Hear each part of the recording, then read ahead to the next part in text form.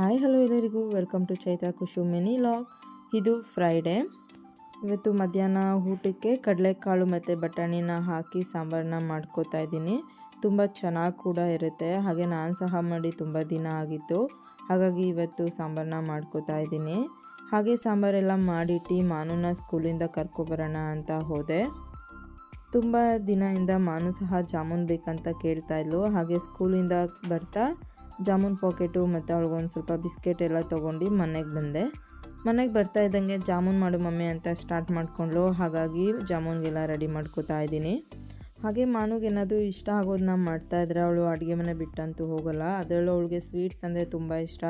ಹಾಗಾಗಿ ಇವತ್ತು ಅಡುಗೆ ಮನೆಯಲ್ಲೇ ಇದ್ದಾಳೆ. ನನಗಂತೂ ಪಾಕಕ್ಕೆ ಹಾಕೋಗಿನ್ನ ಮುಂಚೆನೇ ಜಾಮೂನ ಬರೀತನ್ನ ತಿನ್ನೋದಕ್ಕೆ ತುಂಬ ಚೆನ್ನಾಗಿರುತ್ತೆ. ಅದು ನನಗೆ ಕೂಡ ಇಷ್ಟ.